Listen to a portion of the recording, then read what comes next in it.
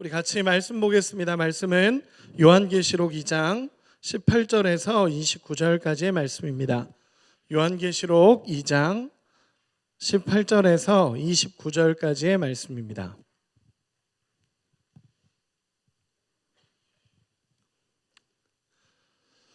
요한계시록 2장 18절에서 29절까지 말씀, 저 한 절, 여러분 한 절, 마지막 절은 같이 읽겠습니다. 저부터 읽겠습니다. 두아디라 교회의 사자에게 편지하라. 그 눈이 불꽃 같고 그 발이 빛난 주석과 같은 하나님의 아들이 이르시되,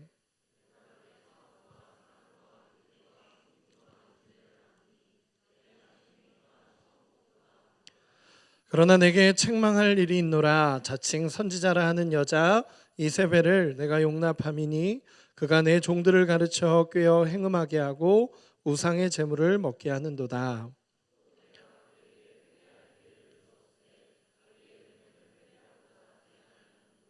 볼지어다 내가 그를 침상에 던질 터이요 또 그와 더불어 간음하는 자들도 만일 그의 행위를 회개하지 아니하면 큰 환난 가운데 던지고,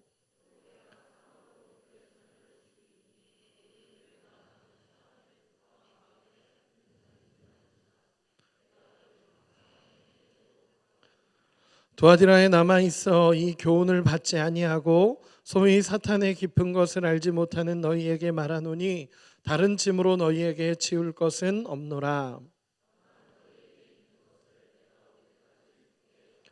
이기는 자와 끝까지 내 일을 지키는 그에게 만국을 다스리는 권세를 주리니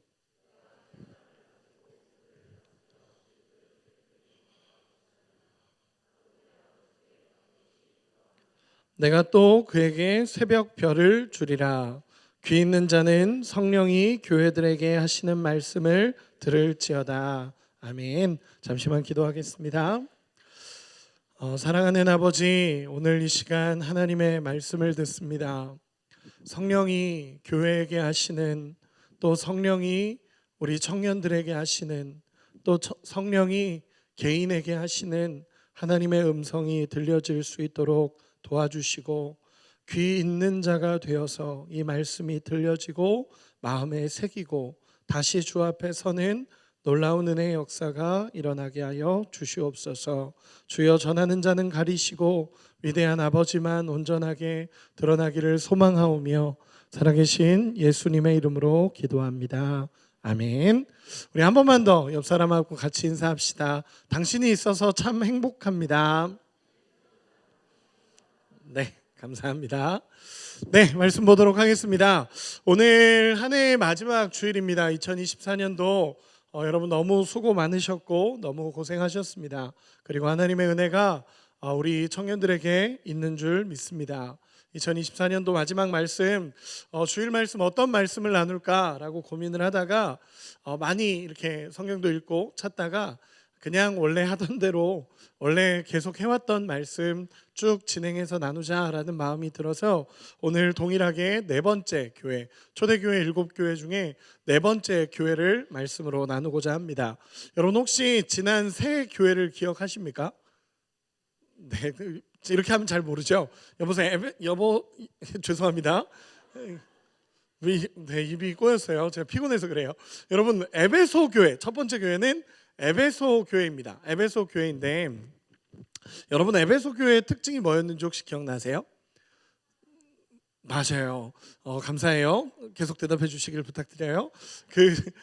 첫 번째 교회 에베소 교회는 굉장히 잘했던 교회예요. 굉장히 탁월하게 잘했고 하나님 안에서 너무너무 잘했던 교회, 그리고 정말 율법으로도, 그리고 하나님 안에서 정말 말씀을 사랑하며 했던 교회인데 문제는 뭐냐면 첫사랑을 잃어버렸던 교회라는 거예요. 그래서 하나님한테 호되게 혼냈던 교회입니다. 빨리 첫사랑을 회복해야 된다, 하나님하고의 사랑을 회복해라 라고 말했던 교회가 에베소 교회였습니다. 두 번째 교회는 서머나 교회였습니다. 서머나 교회의 가장 큰 키워드는 뭐였냐면 충성이었습니다. 기억나시죠? 서머나 교회는 작은 교회였어요. 에베소 교회처럼 막 이렇게 큰 교회는 아니었습니다. 그러나 그 핍박과 환난 속에서도 믿음을 지키고 있었고 끝까지 주님을 믿는 믿음을 놓지 않았던 교회. 그래서 주님께서 이 서머나 교회를 향해서는 너가 죽도록 충성하라. 끝까지 그 믿음을 지키기를 부탁한다라고 말했던 교회입니다. 세 번째 교회는 버가모 교회였습니다.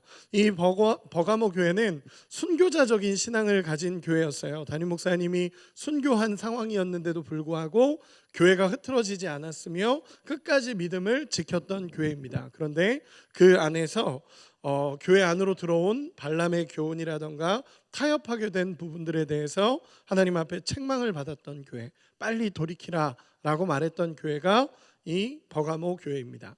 여기까지 하니까 좀 기억나시죠? 기억이 안 나면 안 돼요, 여러분. 이 정도 했는데 기억이 안 나면 안 되고 기억이 나실 거라고 생각합니다. 이번에 네 번째 교회입니다. 네 번째 교회는 뭐냐면 오늘 두아디라 교회의 모습입니다. 오늘 본문의 제목은요, 거룩과 사랑의 균형이라는 제목으로 오늘 말씀을 나누려고 합니다. 이 두아디라라는 지역에 세워졌던 교회인데, 이 두아디라라는 이 지역은요, 작은 지역이었어요. 에베소나 서머나나 버가모 같은 도시는 굉장히 큰 도시였죠. 그리고 굉장히 화려한 도시였는데, 이 두아디라라는 이 지역의 도시는 굉장히 작은 도시 중에 하나가 이 도시였습니다. 저도 2018년도에 여기를 가봤는데 도시 자체가 굉장히 작다라고 느꼈던 도시가 이 도시였습니다. 그런데 이 도시에는 유명한 게 뭐였냐면 직조공업, 그리고 염색산업, 금속 세공술이 발달한 도시다라고 이야기합니다. 그래서 바울이 빌립보에서 만났던 자주장사 루디아라는 사람이 있습니다. 자주장사 루디아라는 사람이 있는데 이 사람이 이 두아디라 지역 출신입니다. 그래서 이 지역에서는 공업과 상업이 굉장히 발달했고 상인 조합을 중심으로 길드가 형성이 됐었어요. 그리고 이 작은 도시 안에서 길드가 형성이 되다 보니까 이 길드에 가입하지 않고는 살아갈 수가 없는 상황이었습니다. 그런데 문제는 뭐냐면 이 길드에 가입을 하게 되면 그 당시 모든 지역이 마찬가지였던 것처럼, 그 당시 많은 지역이 마찬가지였던 것처럼 길드에 가입한다라는 것은 기본적으로 우상숭배를 하는 지역이에요.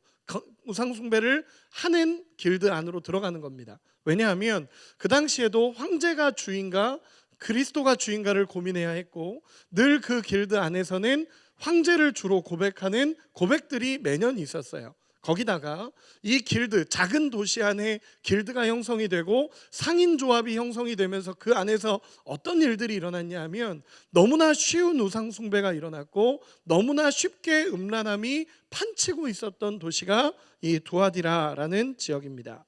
특별히 제우스의 아들이라고 불리는 아폴로를 주신으로 섬기고 있었던 지역이 이 지역이다라고 이야기합니다. 이 아폴로 신을 주신으로 섬겼어요. 그래서 그 신이 우리를 돕는다라고 하면서 모든 상인조합 길드는 다 우상숭배를 하고 있었던 도시가 이 두아디라라는 도시였습니다. 작은 도시에 교회가 형성이 됐고 그 교회는 크지 않은 교회였어요. 그래서 한 학자는 두아디라 교회를 향한 편지를 이렇게 기록을 하더라고요. 들어보세요. 7편지 중에서 가장 길고 가장 어려운 편지가 가장 알려지지 않고 가장 중요하지 않고 가장 유명하지 않은 도시에 전해졌다라고 기록을 합니다. 이 얘기가 뭐냐면 그 당시 두아디라 교회는 영향력이 별로 없었던 교회였어요. 큰 영향, 에베소 교회처럼 막 엄청나게 성장하고 그런 교회가 아니었고, 잘 알려지지 않은 도시에 잘 알려지지 않은 지역에 있었던 교회가 이 두아디라라는 교회입니다. 그런데 이 두아디라라는 지역에 세워진 이 교회는 어떤 교회보다도 칭찬을 받았던 교회 중에 하나예요. 어떤 교회들보다도 가장 중요한 칭찬을 받은 교회가 이 두아디라라는 교회입니다. 우리 같이 한 번만 읽어보도록 하겠습니다. 19절입니다. 19절 우리 한 번만 읽어보겠습니다. 19절 시작. 내가 내 사업과 사랑과 믿음과 섬김과 인내를 아노니 내 나중 행위가 처음 것보다 많도다. 아멘. 여러분 이렇게 기록을 합니다. 내 사업과 사랑과 믿음과 섬김과 인내를 아노니 내 나중 행위가 처음 것보다 많도다. 조금 쉽게 표현해 볼게요. 여기서 말하는 사업은요, 그냥 일을 하는 이런 것이 잘 됐다라는 표현이 아니라 여기서 말하는 사업은 영적인 부분들을 이야기하는 겁니다. 영적인 부분들이 더 많이 성장해 갔던 교회가 이 교회라는 거예요. 뒤에 붙는 말들, 사랑과 믿음과 섬김과 인내, 이 모든 것을 통틀어서 사업이라는 단어에 들어가는데, 이것은 뭐냐면 정말 믿음 안에 잘 성장했던 교회가 두아디라라는 교회입니다. 특별히 이렇게 얘기합니다. 두아디라 교회를 이렇게 연구하면서 이번 설교를 준비하면서 계속 찾아봤는데, 이 두아디라 교회에 가장 유명했던 건 뭐냐면 서로 사랑하는 교회로 유명한 교회가 이 두아디라라는 교회였습니다. 또 믿음에 확실함이 있었고, 추상적인 믿음이 아니라 여기서 섬김이라고 표현을 하는데, 이 섬김은 자기들도 가난하면서 그 당시 어려웠던 사람들을 다 섬겼던 교회가 이 두아디라라는 교회입니다. 여러분, 굉장히 사랑이 넘쳤던 교회가 이 두아디라 교회입니다. 우리 옆 사람 한 번만 봐주세요. 사랑이 넘치는 것 같은가요? 여러분이 한번 고백해 주세요. 사랑하고 축복합니다. 네, 이렇게 인위적이지 않았고요. 굉장히 사랑이 넘치는 교회가 두아디라 교회였습니다. 믿음이 성장했고요. 그리고 섬김으로도 유명했습니다. 인내라고 표현을 하는데, 예수님을 사랑하기 때문에 견디고 견뎌낸 인내가 있었던 교회가 두아디라라는 교회입니다. 두아디라 교회는 규모나 건물은 굉장히 작은 교회였지만 영적인 영역에 있어서는 어떤 교회보다도 큰 교회였어요. 이 규모나 이런 부분들은 굉장히 작았지만 영적인 영역에서는 누구보다 큰 교회가 두아디라 교회였습니다. 심지어 오늘 본문 읽은 거에 예수님 뭐라고 하시냐면 내가 안다 라고 얘기를 하십니다. 이 얘기는 뭐냐면 예수님이 알 정도로 이들은 잘 섬기고 사랑하고 수용하고 용납하고 같이 안았던 교회인 거예요. 옆 사람이 좀 실수해도 사랑으로 끌어안아 줄 수 있었고, 정말 어려운 친구들을 섬길 수 있었고, 나도 어려웠지만 그 사람을 더 섬길 수 있는 마음이 넘쳤던 교회가 두아디라 교회의 성도들이었습니다. 그리고 더 중요한 건 뭐냐면 네 나중 행위가 처음 것보다 많도다 라고 이야기하십니다. 이 얘기는 뭐냐면요, 두아디라 교회가 정말 훌륭했던 것, 두아디라 교회의 성도들이 정말 훌륭했던 것은 시간이 갈수록 더 성장하는 거예요. 처음 행위보다 너의 나중 행위가 처음 것보다 많도다. 쉽게 표현해서 처음에 사랑했던 것보다 점점 더 성장해 갔고, 처음에 믿음을 가졌던 것보다 점점 더 성장해 갔고, 처음 섬겼던 것보다 더 많은 것을 섬겼던 교회가 이 교회였습니다. 여러분, 대조되는 교회가 있죠. 에베소 교회, 그렇죠? 에베소 교회는 처음에 사랑으로 시작했다가 계속 가다 보니까 율법과 규례와 이런 것들이 더 강해지면서 사랑을 잃어버린 교회가 이 에베소 교회였어요. 근데 이 두아디라 교회는요, 점점 더 나아지는 거예요. 처음은 작았으나 점점 더 나아지면서 믿음의 성숙을 이뤘던 교회가 이 교회였어요. 에베소 교회는 주님을 너무 사랑했고요. 그러다 보니까 나날이 믿음이 성장했고 사역의 열매도 계속적으로 정말 많아지고 있었던 거예요. 여러분, 저는 이게 왜 대단하다라고 하냐면요, 제가 청년 사역을 계속하고 사역을 계속 해오면 할수록 느끼는 건 뭐냐면 잠깐은 뜨거울 수 있어요. 잠깐은 뜨거울 수 있고 잠깐은 뭔가 하나님의 일을 감당하기 위해서 몸부림치는 사람 많아요.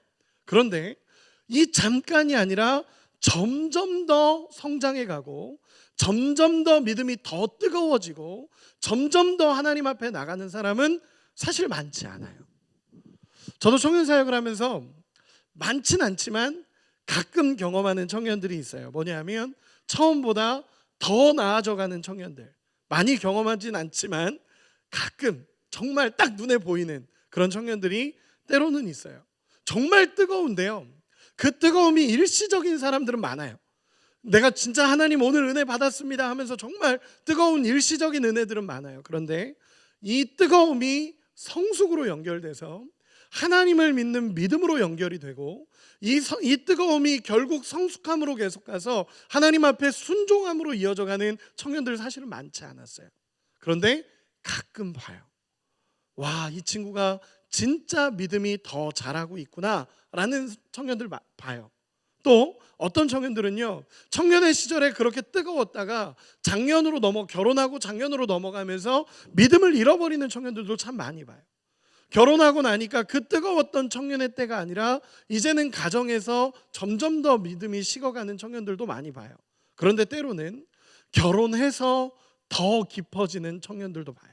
이제 작년이죠. 결혼해서 더 깊어지는 장년들을 봐요. 아이가 태어나고 결혼해서 가정을 이루면서 더 깊어져가는 하나님의 사람을 보기도 해요. 여러분, 사실 더 깊어진다라는 거 쉽지 않습니다. 더 성숙한다라는 거 쉽지 않습니다. 그런데 이 두아디라 교회는 너의 나중이 처음보다 많도다. 점점 더 성장해 갔던 교회가 두아디라라는 교회의 모습입니다. 그런데 이런 교회의 모습 너무 훌륭하죠. 여기까지면 얼마나 좋겠어요. 여기까지면 얼마나 좋겠어요. 어떤 교회보다도 탁월한 칭찬을 받았던 교회가 이 두아디라라는 교회예요. 그런데 이 두아디라 교회에 문제가 생기기 시작해요. 그게 뭐냐면 우리 같이 한 번만 읽어봅시다. 20절입니다. 20절 같이 한번 읽겠습니다. 시작. 그러나 내게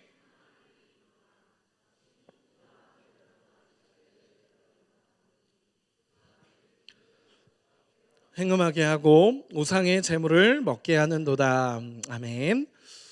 이런 정말 성숙하는 교회에 병들게 하는 문제가 생기기 시작합니다.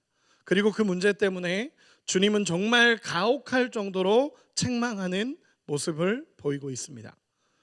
여러분, 이 성숙하는 교회, 이 성장하는 교회의 문제가 뭐냐면 이세벨이라는 여인이 교회 안에 들어오면서 시작이 됩니다.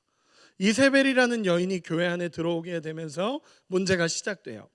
정확히 이 여인이 누구였는지는 잘 몰라요. 성경학자들도 계속적으로 연구해가는 과정입니다. 이 여인이 정확하게 어떤 사람이었는지는 잘 모르지만 전체적으로 동의되는 부분은 뭐냐면 들어와서 교회를 혼란시킨 사람이라는 거예요. 들어와서 교회를 시켰고 그리고 자칭 선지자라 주장하는 자였다라는 거예요. 들어와서 교회를 혼란스럽게 했어요. 그리고 자칭 선지자라고 이야기했던 사람입니다. 그래서 학자들은 어떻게 보냐면 두아디라 지방에서 이방신을 섬겼던 신전에서 여사제 역할을 했던 사람이다라고 많이들 이야기해요. 그리고 여기서 본문에 보면 사탄의 깊은 것이라고 표현되는 그 모습을 이세벨이 나타냅니다. 이 얘기는 뭐냐면 기적과 이사, 신비로운 일들이 이 이세벨이라는 여인을 통해서 일어나기 시작했다라는 거예요. 기적이 일어나고 이사가 일어나고 정말 신비한 일들이 일어나니까 사람들이 거기에 쏠리기 시작해요. 사람들이 그 사람을 보기 시작하고 사람들이 그 광경을 보기 시작합니다. 그리고 자칭 선지자라고 하는 것으로 봐서 그 당시 그 교회의 영적인 지도자는 아니에요.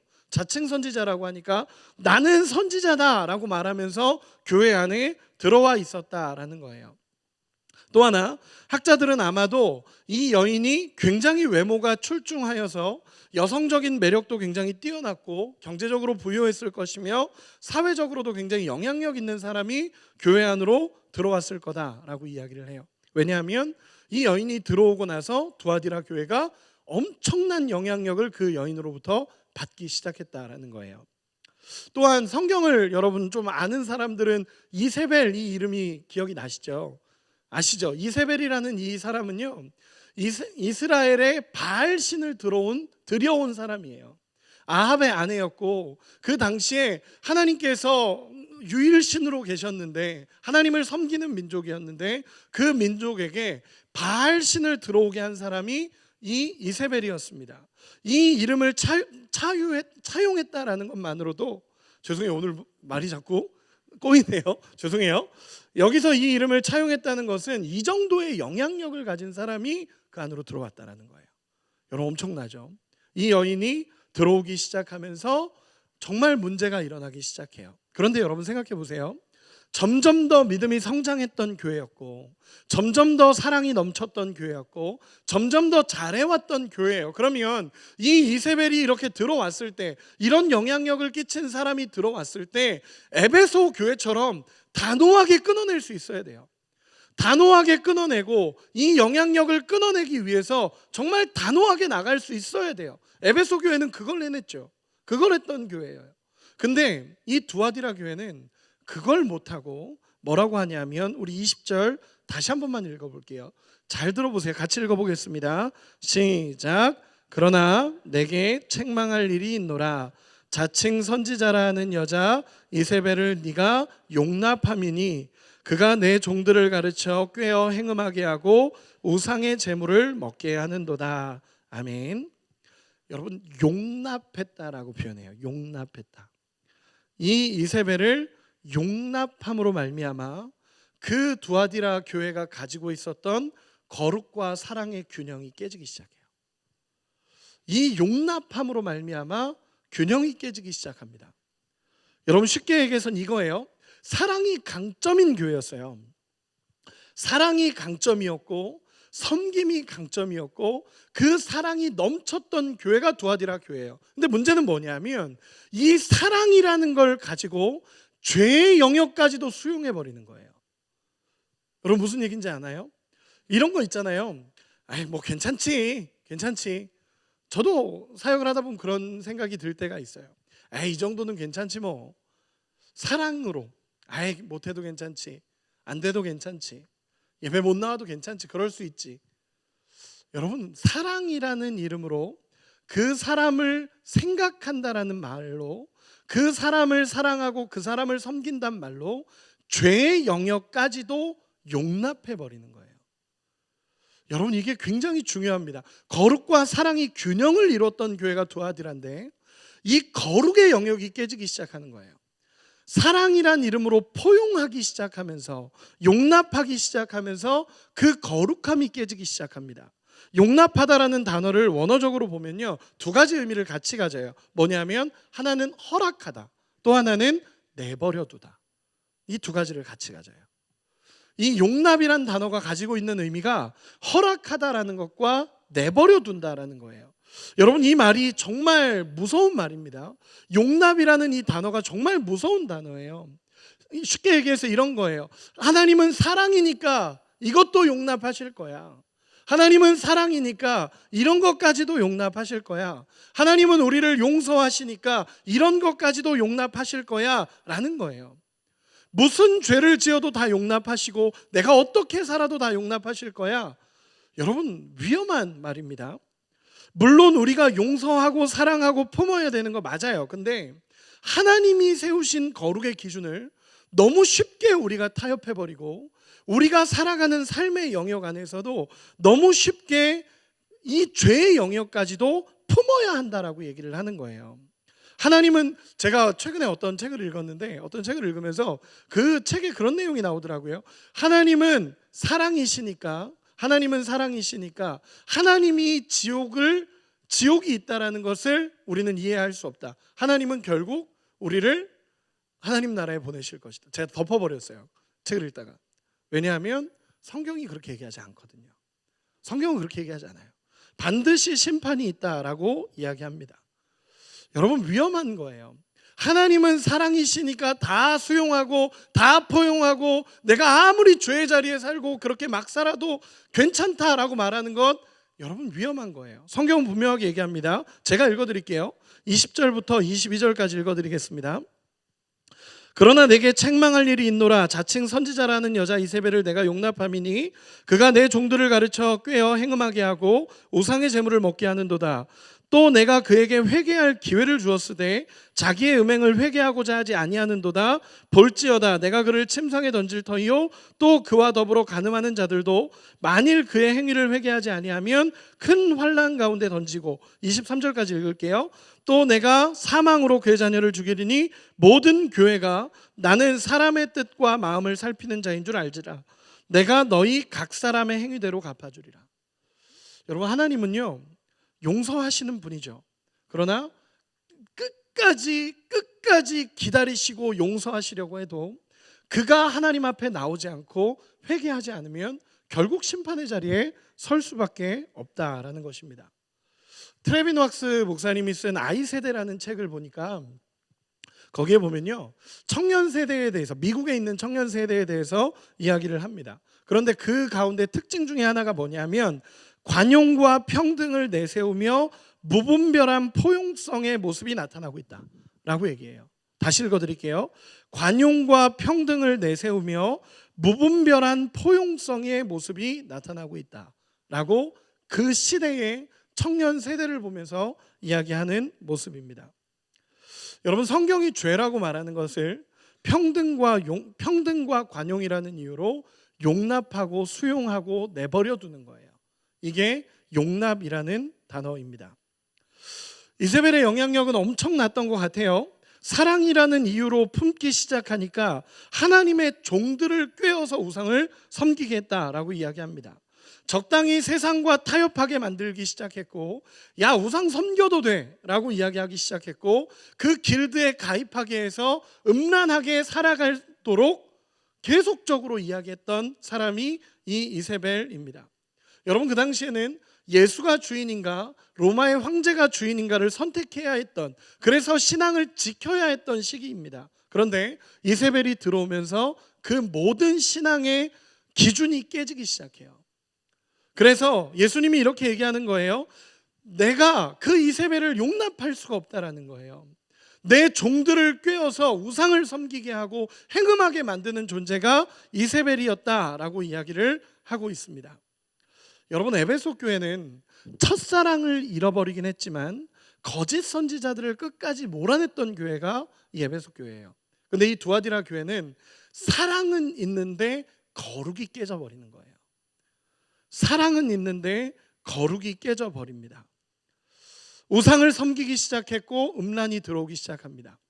여러분, 저는요, 이 말씀이 가장 마음 아픈 이유는 주의 종들이 이세벨을 가르친 것이 아니라 이세벨이 주의 종들을 가르치기 시작해요. 여러분, 무서운 일입니다. 영적 지도자가 깨어있지 않았고요, 그 사랑이라는 이유로 영적 지도자가 깨어있지 못해서 이세벨이 들어와서 영적 지도자들, 내 자녀들을, 주의 종들을 가르치기 시작합니다. 세상을 변화시키고 세상에 예수 그리스도를 전해야 되는 사람이 그 이세벨의 영향을 받아서 오히려 가르침을 받고 있는 상황이 이 두아디라 교회의 현실로 일어나기 시작합니다. 여러분, 여기까지가 두아디라 교회의 모습입니다. 예수님이 분명하게 지적하신 모습입니다. 여기까지 잠깐만 정리해 볼게요. 두아디라 교회는요, 무엇보다 사랑을 가진 교회였고, 무엇보다 믿음을 가진 교회였고, 누구보다 섬겼던 교회, 가장 탁월했던 교회 중에 하나입니다. 사랑이 넘쳤어요. 야, 내가 너를 수용할 수 있어, 포용할 수 있어, 내가 너를 사랑하기 때문에 다 감싸줄 수 있어 라고 했던 그 넘치는 사랑이 오히려 독이 돼서, 오히려 용납이 돼버려서 받아들이고 내버려두는, 그 죄의 영역을 그냥 내버려두는 결과가 돼버리고, 그걸 받아들이면서 수용하게 되는 결과가 나타납니다. 그래서 결과적으로 뭐냐?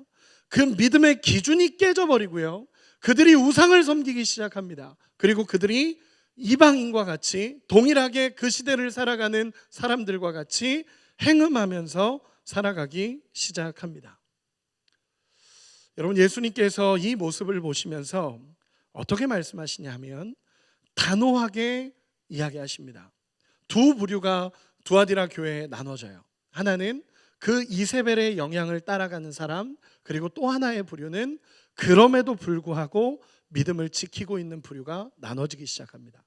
이세벨의 영향력이 딱 들어오니까 두 부류로 쫙 나눠져요. 한 부류는 이 이세벨의 영향력을 받아서, 아, 그렇구나, 우리도 행음해도 되는구나, 우리가 음란하게 살아도 되는구나, 아, 우리가 우상을 섬기며 살아도 되는구나 라고 하면서 그쪽에 쭉 딸려가서 결국 죄의 영역까지도 포용하고 타협하면서 살아가는 사람들.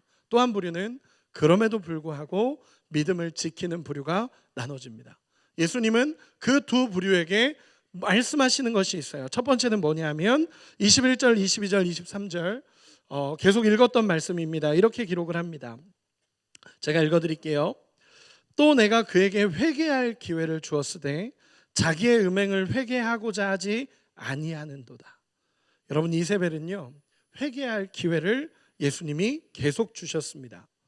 하나님께서 여러 루트를 통해 말씀하셨을 거예요. 목회자를 통해서도 말씀하셨을 거고, 말씀을 통해서도 말씀하셨을 거고, 상황을 통해서도 말씀하셨을 거고, 사람을 통해서도 계속 말씀하셨을 거예요. 회개할 수많은 기회를 주었지만 그는 회개하지 않습니다. 여러 번 듣게 하셨고 여러 번 기회를 주셨습니다. 그런데 그럼에도 불구하고 그는 세상이 주는 영향력 속에 살아가는 게 더 행복한 사람이에요. 여러분, 하나님은 오래 참아주시지만 때가 되면 어쩔 수 없는 심판이 내리게 됩니다. 저는요, 이 심판이라는 단어를 요즘 참 쓰기 어려운 단어 중에 하나가 이 심판이라는 단어인 것 같아요. 여러분, 하나님은 사랑이십니다. 그러나 동시에 공의가 있으시고 심판하시는 하나님이십니다. 여러분, 이 두 가지의 균형을 놓치시면 안 돼요. 사랑이시지만 심판은 반드시 있습니다. 여러분, 이 하나님은 오래 참아주시지만 결국 회개하지 않고 돌아가지 않을 때는 심판할 수밖에 없는 분이 하나님이셔요. 끝까지 참고 참지만 도저히 돌아오지 않을 때, 하나님이 계속 말씀하시지만 돌아오지 않을 때는 심판이 있을 수밖에 없습니다. 그리고 이세벨의 모습을 따르는 자들에게도 예수님께서 분명하게 말씀하십니다. 22절에 보면 또 그와 더불어 간음하는 자들도 만일 그 행위를 회개하지 아니하면. 그래도 여러분, 이 말씀은요, 회개할 기회가 있다라는 거예요. 회개하라는 거예요. 회개하고 돌아오라라고 외치는 예수님의 외침이에요. 이세벨은요, 아무리 기회를 줘도 회개하지 않아요. 이 이세벨은요, 끝까지 자기 주장을 가지고 끝까지 세상을 섬기면서 하나님을 섬기지 않고 끝까지 자기가 원하는 대로 살아요. 회개하지 않아요.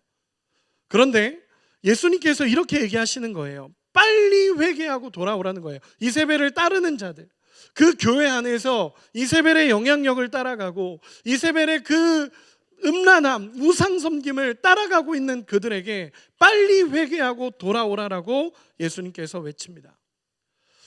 여러분, 하나님의 간절한 외침이자 두려운 심판이 있음을 말씀하시는 거예요. 그리고 또 한 무리가 있습니다. 이 무리에게 하시는 예수님의 음성이 있습니다. 우리 같이 한번 읽어봅시다. 24절에서 26절까지의 말씀입니다. 24절에서 26절까지의 말씀 우리 같이 한번 읽겠습니다. 시작. 두아디라에 남아있어 이 교훈을 받지 아니하고 소위 사탄의 깊은 것을 알지 못하는 너희에게 말하노니 다른 짐으로 너희에게 지울 것은 없노라. 다만 너희에게 있는 것을 내가 올 때까지 굳게 잡으라. 이기는 자와 끝까지 내 일을 지키는 그에게 만국을 다스리는 권세를 주리니. 아멘. 여러분, 잘 보세요. 뭐라고 말씀하시냐면, 감사한 것은요, 모두가 이 유혹에 넘어간 건 아니에요. 모두가 이 유혹에 넘어가지 않았고 이 유혹을 거부하고 거룩함을 지키고 있었던 두아디라 교회 내에 소수의 성도들이 있었다는 거예요. 겉으로 보기에는 모두가 넘어가 버린 것 같고 겉으로 보기에서는 모두가 무너져 버린 것 같아 보이지만 끝까지 믿음을 지키고 있었던 순결한 두아디라 교회의 성도들이 있었습니다. 여전히 거룩함을 지키고 있었고요, 여전히 거짓 선지자의 그 말을 따르지 않았고요, 자칭 선지자라고 말하면서 내 말이 옳다라고 말하면서 나가고 있는 그 사람의 말을 따라가지 않아요. 여전히 영적 지도자의 지도를 받고 있었고 여전히 하나님 안에서 하나님이 이거다라고 말씀하시면 그 말씀을 지키고 있었던 두아디라 교회 내에 소수의 믿는 자들이 있었다라는 거예요. 그런데 예수님께서 전 이 말씀이 참 좋은 게 이렇게 말씀해 주십니다. 25절에 다만 너희에게 있는 것을 내가 올 때까지 굳게 잡으라. 24절 마지막에 다른 짐으로 너희에게 지울 것은 없노라. 다만 너희에게 있는 것을 내가 올 때까지 굳게 잡으라. 아멘. 여러분, 이걸 설명해 보겠습니다. 이렇습니다. 예수님께서 뭐라고 말씀하시는 거냐면, 내가 너희에게, 그 믿음을 지키고 있는 너희에게 다른 것으로 이야기할 건 없다. 다만 지금 지키고 있는 그 믿음을 내가 올 때까지, 내가 다시 올 때까지 그 믿음을 지켜라 라고 예수님이 말씀하십니다. 여러분, 뭘 지키고 있었죠? 사랑이 있었고요, 믿음이 있었고요, 거룩함이 있었고요, 회개함이 있었어요.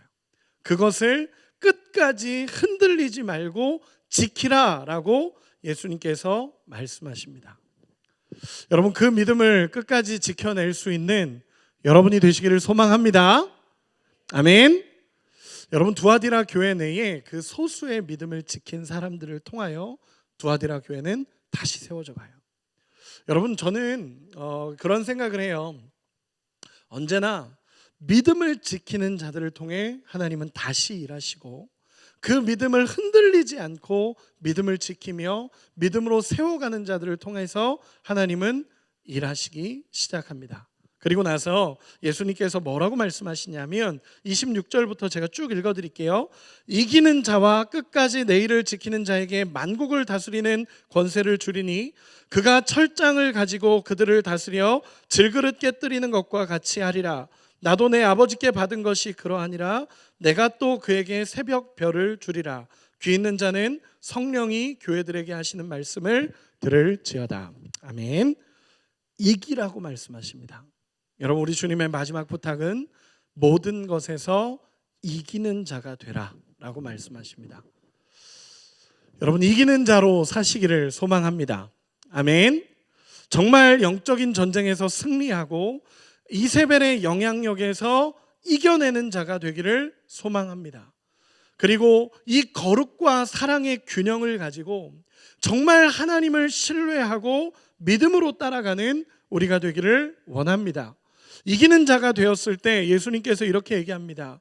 철장을 가지고 다스려 질그릇을 깨뜨리는 것과 같이 하리라. 이 말씀은 그 모든 악한 가운데서 하나님과 같이 심판할 수 있는, 자녀된 우리로 심판에 참여할 수 있는 권한을 허락하신다는 것이고, 내가 또 그에게 새벽별을 주리라 라는 것은 이 새벽별은 주님 자신입니다. 내가 너와 함께 하겠다라는 것입니다. 이 얘기는 벅찬 상급입니다. 우리 주님이 믿음을 지키고 가는 그들과 함께 하시겠다라는 약속입니다. 여러분, 청년의 때에 이세벨의 유혹을 단호히 이겨낼 수 있는 우리가 되기를 소망합니다. 아멘. 우리 옆 사람에게 이렇게 한 번만 축복합시다. 이기자. 믿음으로 이기자.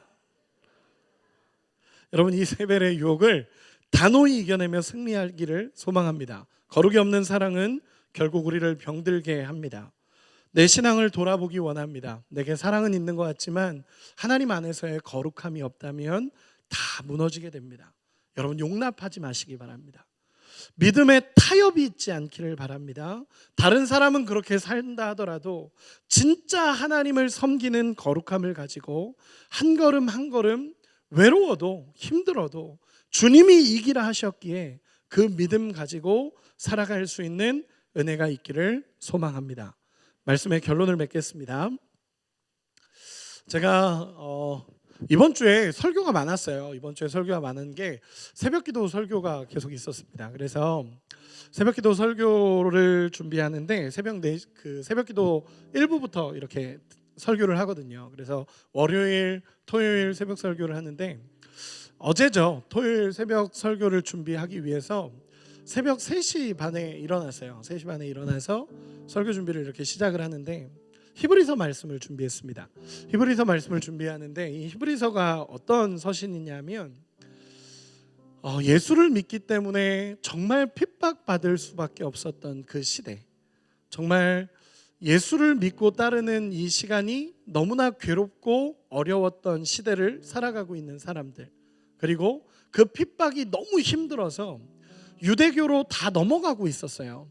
수많은 사람들이 배교하고 있었고 수많은 사람들이 그 핍박과 그 환난 속에서 어려워서 배교하고 예수가 대체 누구냐 그러면서 배교하고 있었던 그 시간에 믿음을 지키고 있었던 사람들이 있었어요. 믿음을 지키고 있었던 사람들, 그 사람들에게 히브리서가 전해집니다. 근데 히브리서가 그렇게 전해지면서 뭘 말하고 있냐면 예수님이 누구신가에 대해서 이야기하셔요. 그 핍박의 한가운데 있는 사람들에게 정말 예수를 믿기 때문에 그 핍박의 한가운데서 고민하고 있는 그들에게 예수님은 이런 분이야 라고 전해진 서신이 히브리서입니다. 제가 그 말씀을 이렇게 준비하는데 갑자기 말씀을 준비하다 한 4시쯤, 새벽 4시 정도에 갑자기 하나님이 제 마음에 그런 마음을 주시는 거예요. 예수가 누구인가 이렇게 준비를 하고 있는데 하나님이 제 마음에 이런 말씀을 하셨습니다. 진명아, 너에게 나는 누구냐? 라는 말씀이었어요.